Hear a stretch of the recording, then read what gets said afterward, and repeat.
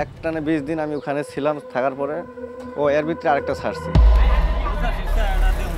মানে রাবিশের নিচে মেশিনের চাপায় পড়ে গেছে। তেমন চিন্তা করলাম যে নিচ দিয়ে একটু ফাঁস করে মানে উপর দিয়ে টান দিলে মনে হয় লাশটা মনে হয় ঝুলতে ঝুলতে মানে বাইরে হইব। যখন টান দিছি তখন ওই মাথাটা ওই আমার মাথায় বাড়ি লাগে, টানটা দিছি অত গাতায় মাথায় বাড়ি লাগছে।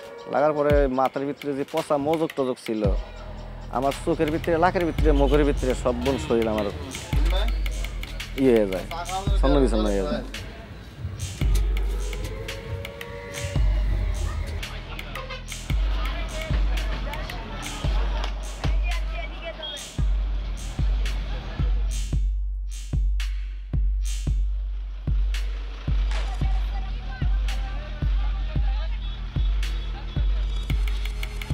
761টা তো লাশ বের করছি।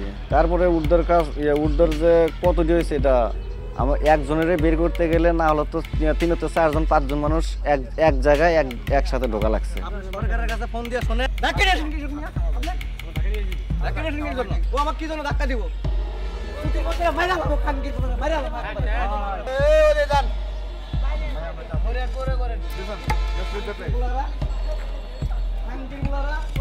রাস্তায় আবার তখন ওখান থেকে আবার ব্যাগ ফেরত গেছি, মানে বাসায় যাইতেই মন চাইতেছে না।